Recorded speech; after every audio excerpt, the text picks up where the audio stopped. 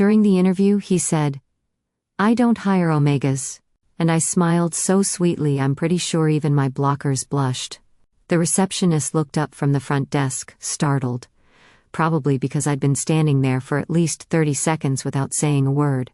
I'd been too busy cataloging the entire lobby, the glass walls, the steel beams, the way every surface seemed polished within an inch of its life. She recovered quickly, offering me a professional smile, while nervously straightening the stack of magazines in front of her. I had the distinct feeling she'd keep doing that, until every corner aligned with military precision. "Miss Hall? He's ready for you. Top floor, last door on the left." I thanked her, smoothing the cuffs of my thin leather gloves as I stepped toward the elevator. A small ritual.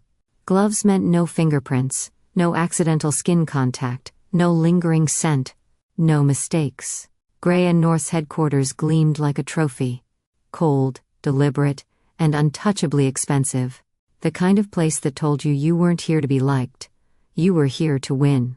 When the elevator doors slid open at the top floor, I was met by an expanse of glass and graphite, all straight lines and cool shadows. The man himself stood at a massive table near the window, back to me, sleeves rolled up, pen in hand. "Evan Gray." He turned when I knocked. No smile. His eyes flicked from my face to my gloves, back to my face. "Lena Hall." His voice was even, but there was a razor edge buried in it. "Sit." I did. My heartbeat stayed steady. My breathing, too. It had to. Omegas give themselves away in the smallest cracks.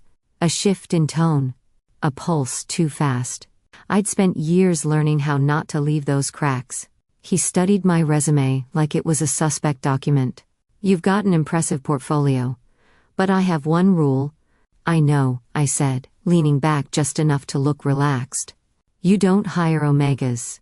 His brows lifted the tiniest bit. "Correct." "Well," I said lightly, "lucky for both of us, I'm a beta. And I hate deadlines, but we get along fine." The corner of his mouth twitched. Almost a smile. Almost. The next 20 minutes were a barrage of case questions, problem-solving hypotheticals, and subtle traps. He'd present an impossible scenario. I'd find the crack in it. When he made a miscalculation on a projected figure, I corrected him. Softly, matter of fact. His gaze sharpened. "You're sure about that?" I walked to the whiteboard, picked up a marker, and sketched out the numbers. "Positive." He watched me the whole time, leaning against the table. And then, just for a second, he smiled. A real one. Quick as a match strike, gone just as fast. "Not bad, Hall. Not bad?" I arched a brow. "You're a tough audience." "I'm a realistic one." His office was almost aggressively impersonal. No photos, no plants. Just sleek surfaces, files stacked at 90-degree angles. The kind of space that told you the man didn't waste time on things that didn't serve a purpose. When the questions ended, he closed my resume. "You're competent, you're quick, you don't waste my time. You'll start Monday, 3-month trial." I nodded once. Professional. Inside, there was the smallest sting of guilt. I lie well. Almost like I've been training for it my whole life. He was already turning back to his work when I stood. "Oh, Hall," he said without looking up. "Yes?" "Bring coffee on Monday, black. And brace yourself, investor meeting. They're not the brightest." I allowed myself the faintest smirk. "Noted. I'll bring extra coffee for both of us." That earned me another half smile. This one, I suspected, was dangerous.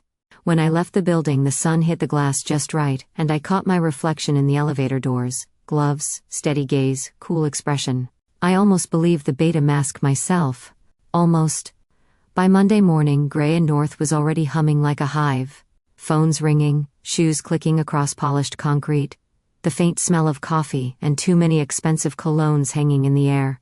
The open office was sleek. Rows of low desks, glass walls, and a creative space off to the side, with massive whiteboards covered in scribbles. I set my bag down at an empty workstation, logged in, and was immediately assaulted by the kind of task list that looked like it had been growing in the dark for months. Perfect. Within an hour, I'd cut half the unnecessary approval loops, reprioritized the client list, and sent 3 managers into mild existential crises by pointing out that their urgent projects could be done in 2 steps instead of 6. That's when I felt someone watching me. Max, the man introduced himself, leaning casually against my desk. Tall, with razor-sharp cheekbones, and an even sharper sense of style. His shirt looked like it had been tailored specifically for the way he stood. "You're new," he said, not a question. "Observant. Analyst," he replied with a wink. "Also, don't take this the wrong way. You have the most beta mannerisms I've ever seen in my life. Which means you're not a beta." I froze just long enough for him to grin. "Relax, Hall. I'm not going to announce it over the intercom. Just don't bother pretending when I'm around. You give yourself away with your eyes." I managed a smirk. "Good thing you're not the one signing my paychecks." "Not yet," he said, sauntering away. "But if you ever want to stage a coup, I know where they keep the espresso pods." The rest of the morning was a blur of quick wins, fixing broken workflows, deciphering cryptic file names, smoothing over minor crises before they exploded. The team had 2 project managers who operated at the speed of molasses, and 1 designer who never looked up from his tablet, mumbling creative brilliance into his hoodie. Around noon, my phone buzzed with a familiar contact name, Grandma. "Puppy," her voice boomed through the line. "You eating?" "I'm at work, Gran." Not an answer. I rolled my eyes, smiling despite myself. "Yes, I'm eating. Good." Omegas starve themselves to look busy, and betas, well, they just forget. You're neither. Eat. And remember, alphas are strong, but you're smarter. That makes you more dangerous. To yourself and to them. I sighed. "Thanks for the pep talk." "Not pep, puppy. Strategy. Now go before your boss sees you slacking." She hung up before I could reply. Back in the creative room, I found Evan standing in front of a whiteboard, frowning at a half-finished slide deck. The colors clashed in ways that could cause actual migraines. "Hall," he said without looking at me. "What do you think?" I tilted my head. "You want my honest opinion? That is the only kind worth asking for." I stepped closer, picked up a marker, and circled the offending section. "These graphs are good, but your color scheme is fighting your data. It's hostile, like it's trying to win an argument with itself."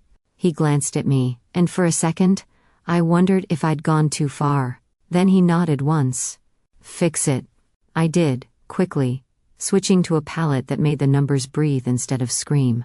Evan studied the updated version, then gave a short, approving hum. "Better. Keep it." It wasn't exactly a compliment, but coming from him, it might as well have been a standing ovation. By late afternoon, the temperature in the open office had dipped. I didn't think much of it, until a gust from the half-open window sent a shiver up my arms. Before I could move, Evan crossed the space in 2 strides, slid the window shut, and went back to his desk without a word. No glance, no comment. Just the quiet act of noticing. I pretended to keep typing, but my fingers lingered over the keys. In an office full of calculated moves and strategic silences, it felt unsettling to be on the receiving end of a kindness that expected nothing back. The first week bled into the second, and I learned something important about Evan Gray. He never gave you the same task twice. If I solved a problem on Monday, by Friday he'd hand me something twice as complicated, numbers to untangle, contracts to dissect, investor proposals written in a dialect of corporate nonsense that only someone with my patience could translate. It was like he was testing the limits of my attention span. Or my willpower. Our one-on-one meetings became a regular thing. Small conference rooms with 2 bright lights, glass walls, and the faint scent of whiteboard markers. On Thursday afternoon, we were working through a logistics diagram that looked like a plate of spaghetti someone had tried to flatten against a wall. "You've got redundancies here," I said, tracing the loops with my marker. "They're contingencies," he corrected. "They're wasted resources." He looked at me, eyes narrowing, not in anger, but in that analytical way that made me feel like my brain was being weighed on a scale. "Show me a better route then." I did. When I finished sketching the revised plan, I stepped back, straight into the invisible gravity that always seemed to exist between us. He was closer than I'd realized, standing at the board to my left. Not touching, not crowding, just close enough that I could feel the faint heat radiating from him. My palms started to sweat inside my gloves, which was ridiculous. I took a deliberate step back. And here's the thing. He stepped back too. A mirrored retreat. No smirk, no pointed comment, just space. For reasons I couldn't explain, that felt more dangerous than if he'd leaned in. Later, in the hallway, Max fell into step beside me. "You've been spending a lot of time with the iceberg." "Work," I said. "Mm-hmm. And how many times has he stood within 5 inches of you without making a move?" I gave him a side eye. "Why?" "Because he's either a saint, or a very, very practical demon. And I don't believe in saints." I laughed, but it was a little too thin. That night, as I walked down the dimming corridor, the motion sensors hadn't caught up with the fact that I was still there. I thought about what Max had said, about the way Evan moved, always giving me back my space without being asked. And I thought about someone else who never did. My ex had been the kind of man who mistook possession for intimacy, whose idea of love was making all my choices for me. Standing too close, not because he wanted to be near, but because he wanted me to feel cornered. Evan wasn't like that. Which, somehow, made me more unsettled. When I reached the lobby, the receptionist was locking up. She gave me a polite nod, and I stepped out into the cool night air. My phone buzzed with a new message from Max. "Careful, Hall. Practical demons are the hardest to see coming." I didn't reply, but I smiled. By Wednesday, I knew something was wrong. The blockers weren't holding the way they used to. I could feel it in the itch under my skin, the way my pulse kept picking up for no reason. The scent wasn't strong, barely there, but it was enough to make me hyper-aware of every breath I took in the office. I told myself it was fine, that I had it under control, that no one could tell. And then, I stepped into the elevator and Evan followed. The doors slid shut, and the confined space seemed to shrink another 2 inches. He was standing just far enough away to be polite but close enough that my nerves lit up like a switchboard. "What's your read on the risks with the Jensen contract?" he asked, voice even, eyes fixed on the floor numbers ticking upward. My mouth was dry. "Over-leveraged. Their projections are inflated. If we buy in now, we're paying for air." He glanced at me then. Just a fraction too long. I didn't look away, but my hands curled into fists inside my gloves. The elevator dinged, the doors opened, and he stepped out first. I let out a breath I hadn't realized I'd been holding. "Everything okay, Hall?" I froze for half a beat, but he was already walking toward his office, not waiting for an answer. Max found me an hour later in the creative room, frowning at a spreadsheet that wasn't cooperating. "You look tense," he said. "More tense than usual. Which, for you, is saying something." "Just work." He leaned closer, lowering his voice. If this were a crime show, the sniffer dogs would be perking up right about now. Aromatic alert. My stomach dropped. "You... relax." He slipped a small, discreet box into my drawer. "Upgraded blockers. Stronger. Last longer. Consider it a professional courtesy." I shut the drawer quickly, my face carefully neutral. "You're ridiculous." "And you're welcome." He straightened, already heading out. "Don't say I never saved your life." By late afternoon, I decided to run down to the pharmacy in the lobby. The place was quiet, shelves neat and clinical, the air faintly medicinal. The cashier looked up as I approached. She was an Omega, subtle scent, calm eyes.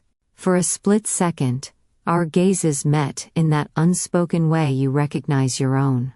No judgment. Just understanding. I paid, slipped the blockers into my bag, and left without another word. When I got back upstairs, Evan was in the middle of a meeting with 2 managers. He caught sight of me, and something in his expression shifted. "You're pale," he said flatly. "I'm fine." "Good. Then go home. We'll pick this up tomorrow." One of the managers opened his mouth to protest, but Evan cut him off with a glance sharp enough to slice steel. "Tomorrow?" I didn't argue. As I left the building, I realized my heart was still racing, but not just from the fear of being found out. It was from the way he'd said it. Simple. Direct. No questions, no pressure. Just space. By the time the office thinned to echoes, I knew this wasn't a drill. The air felt wrong, grainy, like I was breathing through sand. Fabric rasped against my skin. Every seam a line of static. My heartbeat climbed out of its lane and started running red lights. The upgraded blockers had bought me days, they were done buying me hours. Hold it together. I packed my laptop with hands that didn't feel like mine. The open floor was mostly deserted, lights dimmed to that late evening hush where the printers sleep and conversations turn into whispers. Somewhere 2 floors down, someone laughed too loud, the sound skittered up the atrium like a dropped coin. Elevator. Home. Shower. Bed. Plan, simple and clean. I walked toward the lobby bank, the world shrinking to a tunnel with chrome doors at the end. Each step made my pulse louder, thud, thud, thud, like my body had switched to Morse code I didn't want to read. The elevator arrived. I stepped in, the doors slid almost shut, and then stuttered open again. Of course they did. The panel dinged, an error light blinked a lazy, indifferent orange. I pressed the button again. The doors drifted together, kissed, separated. Like they were flirting with the concept of functioning. Not now, I whispered. My voice sounded frayed. Hall. Evan's voice, behind me, low and even. I turned. He was there in the corridor, jacket off, sleeves rolled, tie unwound just enough to suggest it had existed. The backlighting cut his edges into clean lines. He took me in the way he takes in a contract. One glance, full read. I could feel the heat flush up my neck. Not desire. Danger. The kind old instincts tried to stand up and do their clumsy dance, show your teeth, pretend not to bleed, run while you still look calm. I lifted my chin. The elevator's having a character moment. He didn't smile. He didn't look away. He stepped past me. Not closer, just around. Hit the service call, watched the panel blink to a marginally more helpful error. Then he turned back, eyes steady. My office, he said, and it wasn't an order. It was weather. There's rain. Take an umbrella.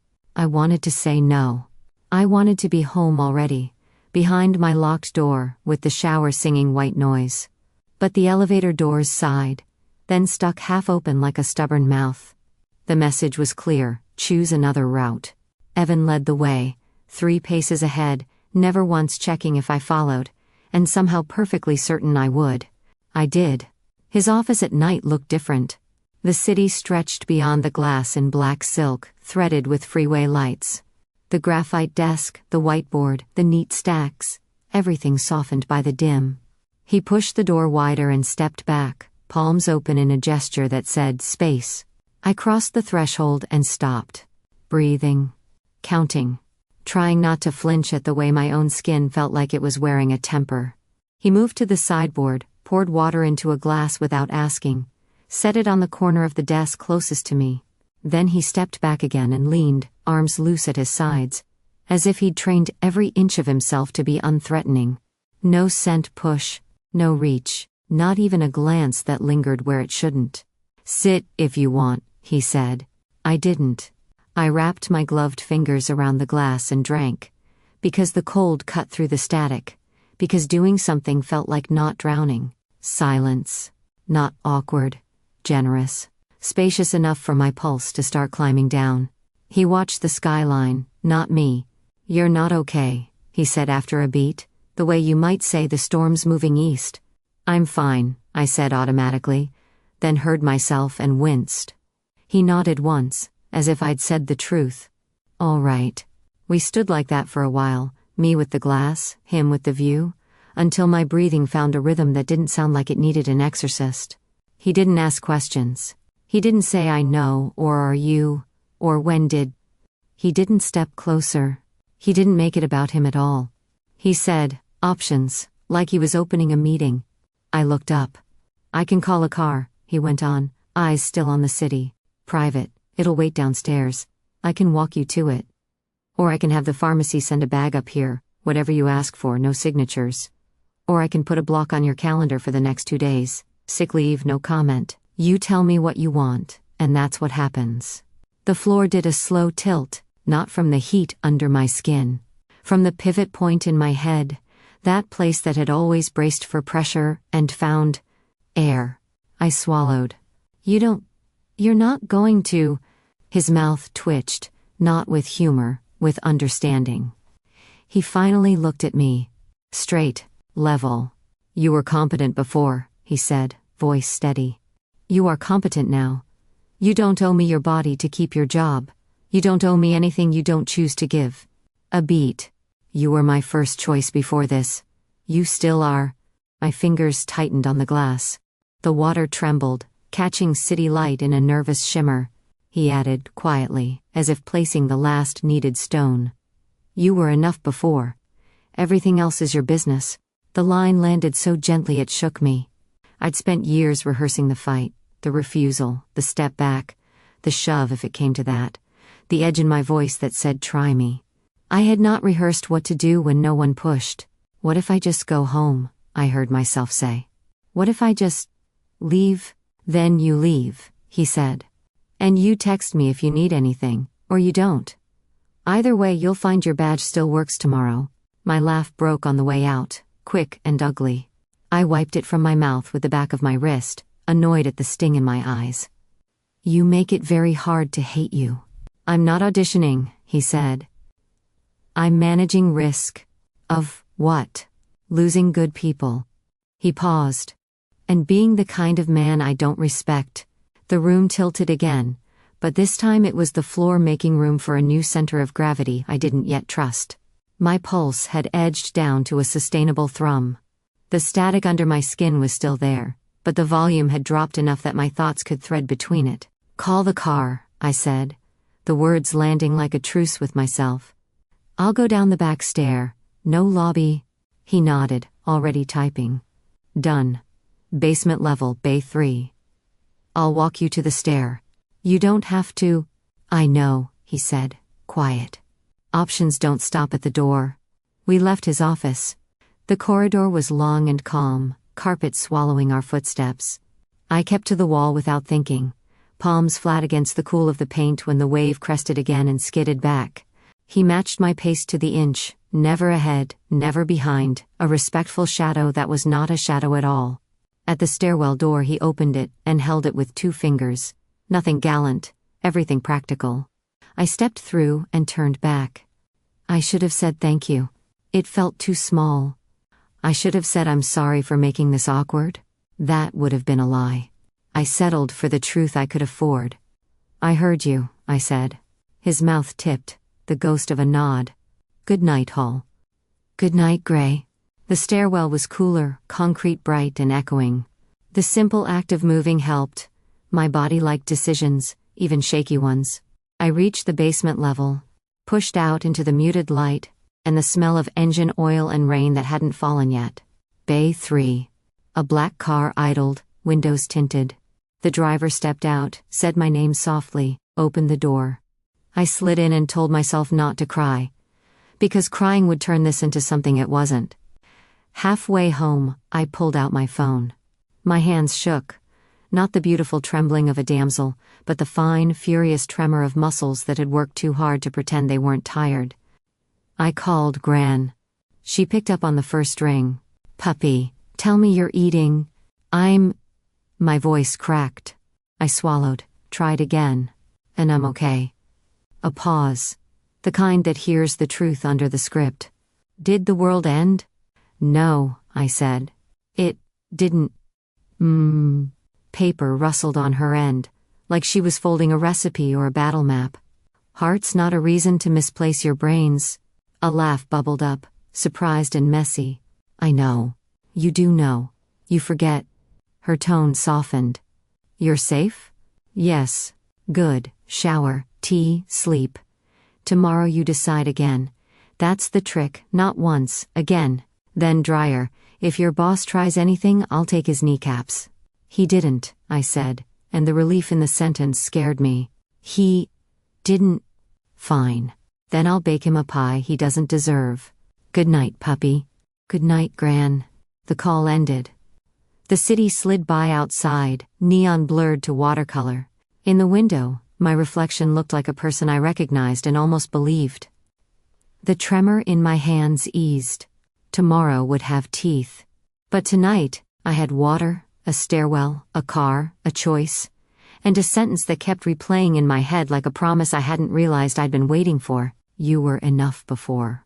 Everything else is your business. The weeks after that night felt like living inside a library where everyone had taken a vow of selective muteness. Our emails became textbook examples of efficiency, bullet points, clean subject lines, no pleasantries. In-person conversations were short, clipped, and purely task-focused. The air between us was clear. Too clear. It should have been a relief. No weight in the room, no undercurrent I had to keep dodging. Just work.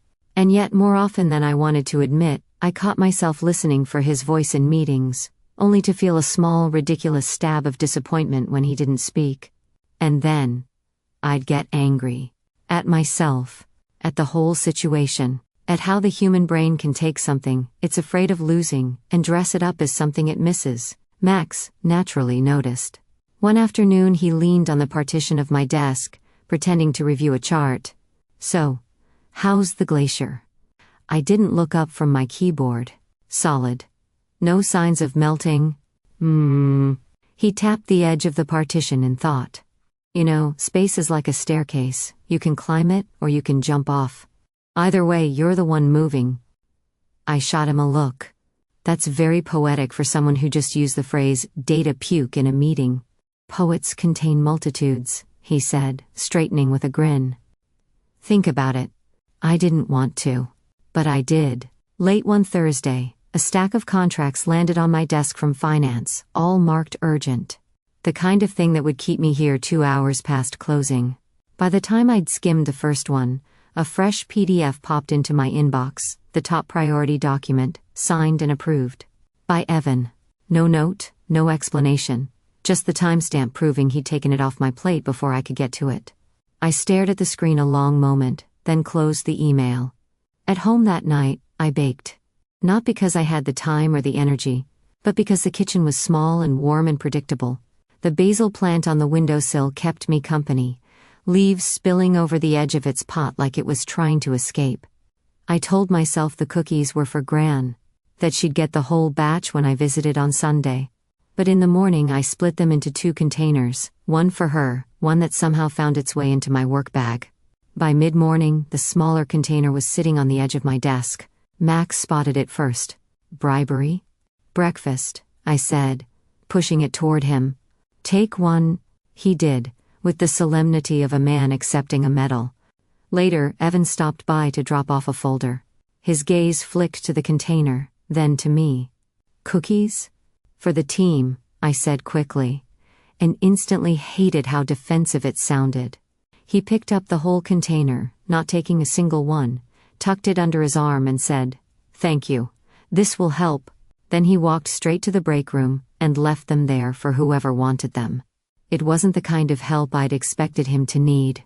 But somehow, the thought of those cookies getting eaten in the hum of conversation, fueling some other project across the floor, felt right. That night, Gran called. "Puppy," she said without preamble. "When you visit, bring the basil. I think it needs a holiday." I smiled into the phone.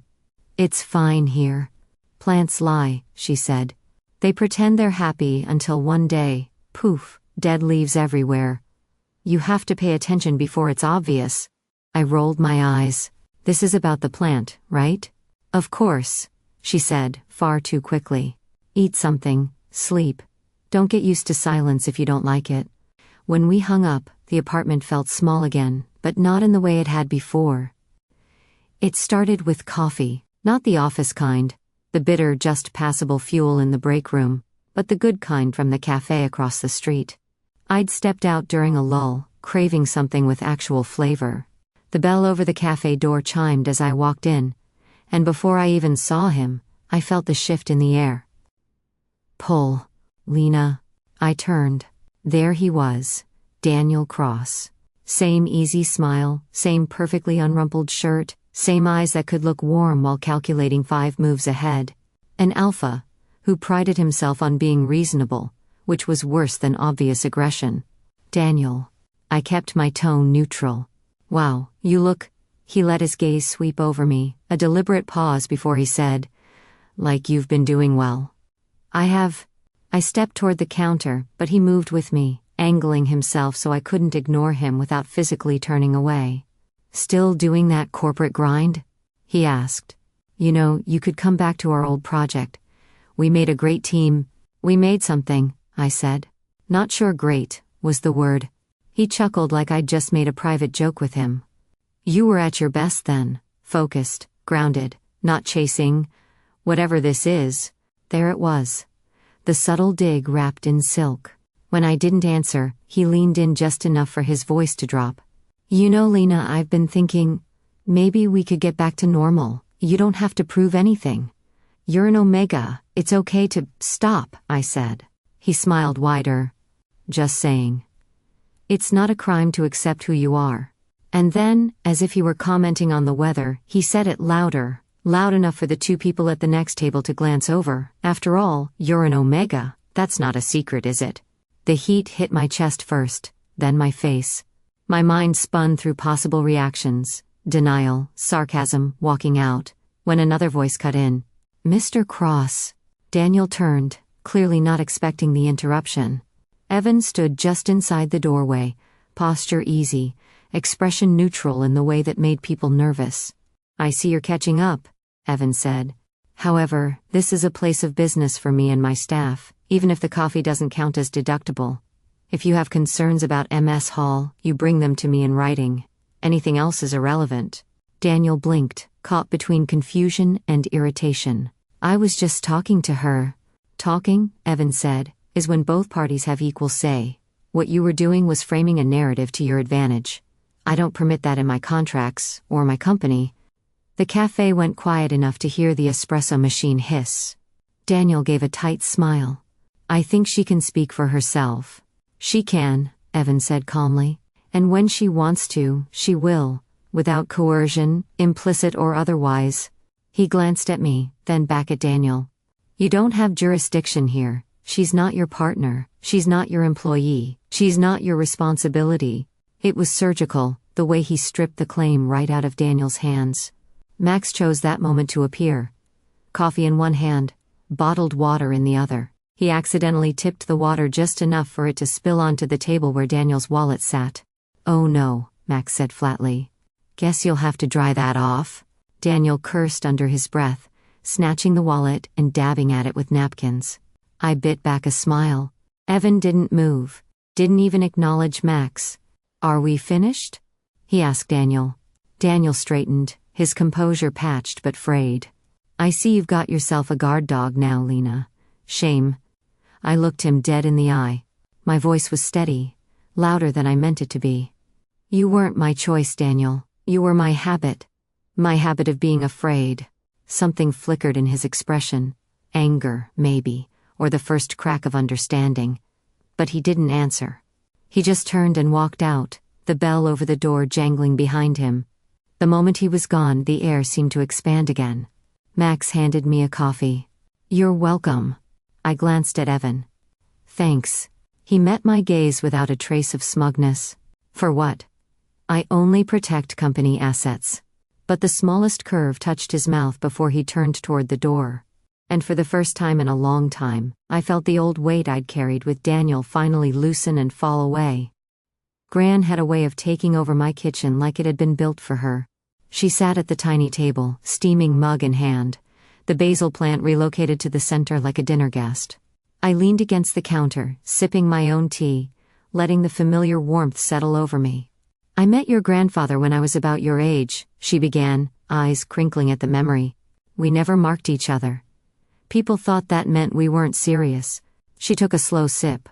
"But the truth? Choosing each other every day, without a brand or a binding, that's what made it real. The ability to walk away, and the choice not to. That's a bond, puppy." I traced the rim of my mug with one finger. "Wasn't it harder, not knowing for sure?" Gran smiled, a little sadly. "Knowing is easy. Choosing is harder. Anyone can be claimed. Not everyone can be trusted to stay." Her words landed heavier than I expected. I thought about Daniel, about how much of my life with him had been about proving something I didn't believe in. And I thought about Evan, how he'd left every exit open, even when it would have been easier to close the door. I don't want to be anyone's property, I said finally. I don't want to belong like that. I want...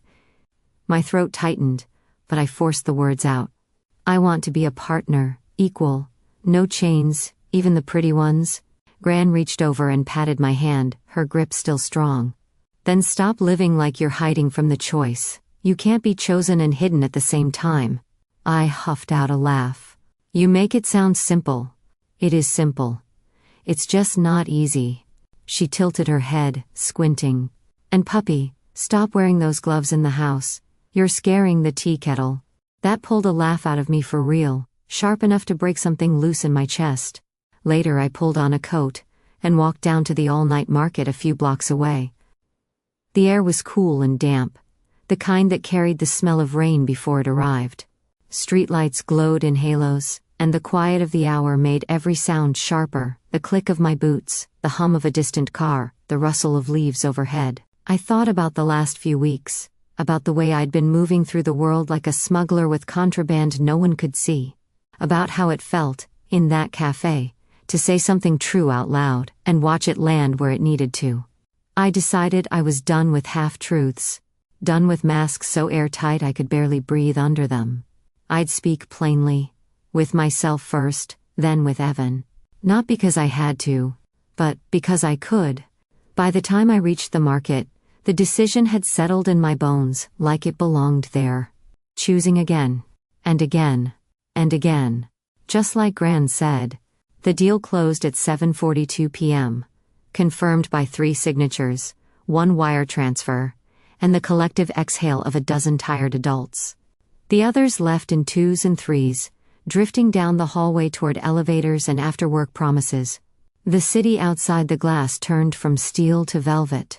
I gathered the final printouts, stacked them in precise little towers, and waited for my pulse to stop treating my ribs like a drum. Evan lingered. He always did when the stakes were high, like the room needed a final supervisor to sign off on the air. Clean work, he said, tapping one finger against the closing slide on the wall monitor.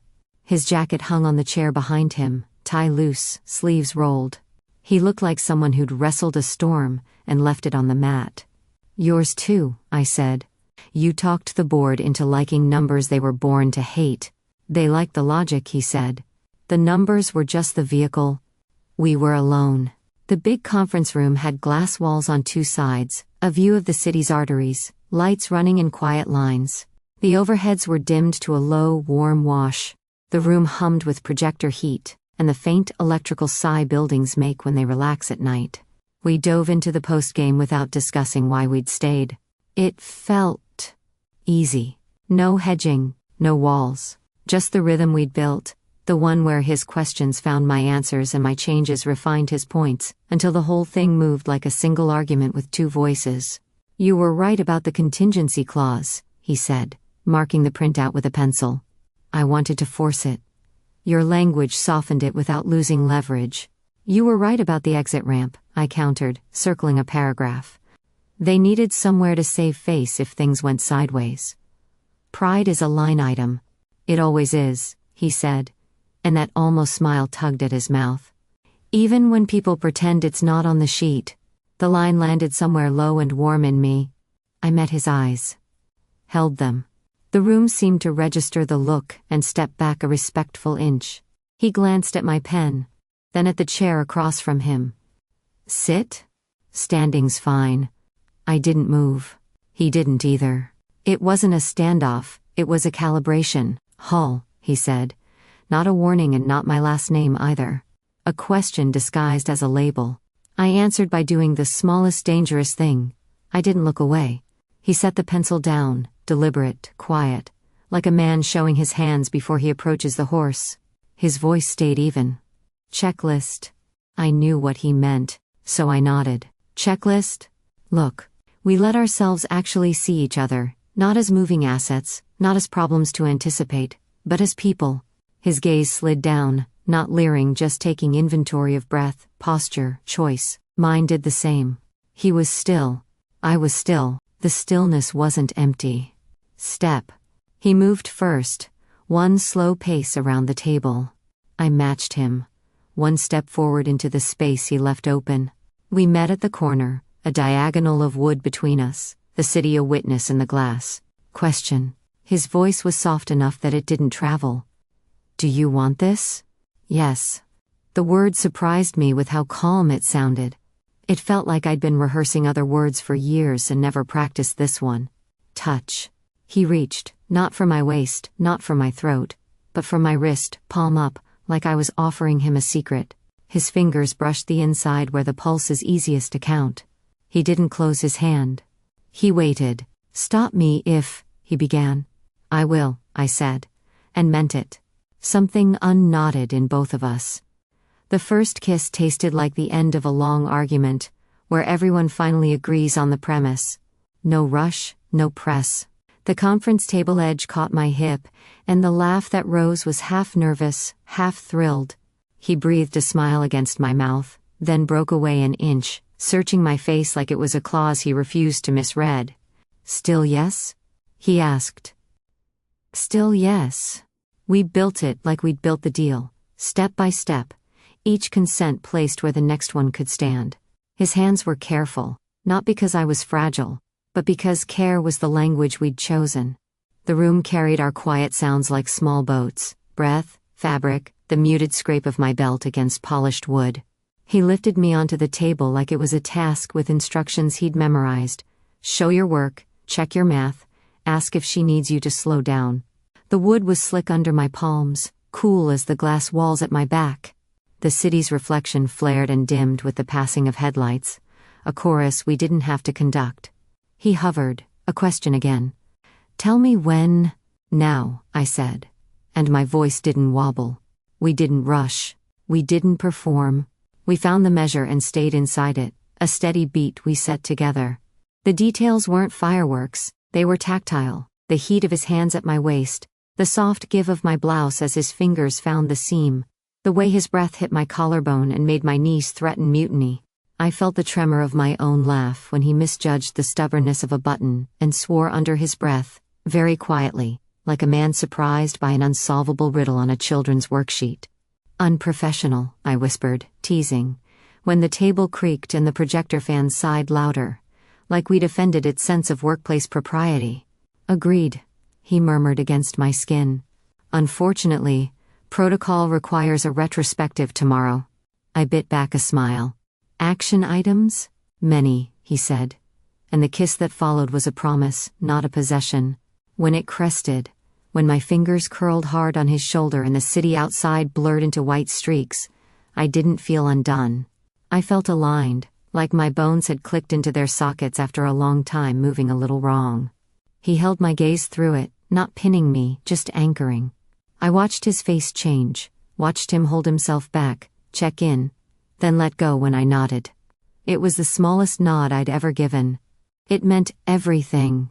After, the air felt different, warmed, not thinned. My heartbeat slowed in increments. He stayed close but not on top of me, one hand braced on the table, the other smoothing hair away from my cheek like he was making room for the next breath. You good? He asked. Yes. I let the word sit, unafraid of its shape. You? Yes. He stepped back, enough for me to slide down from the table. He watched my feet find the floor. The room watched us pretend it was just wood and glass, and not a witness. We put ourselves back together, with an efficiency that felt almost domestic. He found my jacket, shook it out, offered it without ceremony. I straightened his collar, then patted his lapel like I was signing a receipt. He huffed a laugh, soft and low. I liked the checklist, I said, half to break the quiet, half because it was true. I did too. He glanced at the door, then back at me. We can keep it as policy? As practice, he said. We're both good at those. I reached for the pencil he'd abandoned earlier, and tucked it into the pocket of his jacket like a souvenir. He raised an eyebrow. For the retrospective, I said. Of course. There was that almost smile again, the one that made me think of storms and maps, and men who chose not to be dangerous when they could be. Silence settled, but it wasn't the stretched, careful quiet of the weeks after the stairwell. This one had weight and warmth. A decision had been made, then honored, then written somewhere neither of us needed to sign. I leaned my hips back against the table and looked out at the city. You valued me before, I said, not a question. Yes, not despite. This, I gestured between us, but independent of it. Yes. I let out a breath I hadn't realized I was still rationing. And I valued you for not forcing the story you could have written. He nodded once, almost formal. I don't like bad writing. That pulled a laugh from me. We agree on genre then. He reached for the lights, dimming them another notch, until the glass reflected us more than the streets. 2 figures, no brands, no script, just posture and proximity, and the quiet certainty of what we'd said without saying. I'll walk you to the elevator, he said, then corrected himself, as if habit had spoken first. To the stairs, if you want. Elevator's fine, I said. Tonight, it will cooperate. We gathered the last of the papers into a neat stack, left them centered on the table like an altar to competency. At the door he paused with his hand on the glass, and looked back at the room as if committing it to memory. I did too. The cool table edge, the whisper of fabric, the small stunned hush after agreement. In the hallway, our shoulders brushed by accident and neither of us apologized. He didn't reach for my hand and I didn't offer it. The space between us was an understood thing, not a void to fill. The elevator arrived without theatrics. Inside, we didn't stand at opposite corners, and we didn't stand too close. We stood at a distance that said, we know what we're doing. At the ground floor, he let the doors open without moving. Tomorrow, he said, meaning the meeting, the retrospective, with its jokes and its real questions. Tomorrow, I echoed, meaning the choice. Outside, the city smelled like hot pavement and the first hint of rain. I turned left toward the street. He turned right toward the garage. For 3 steps, we walked away.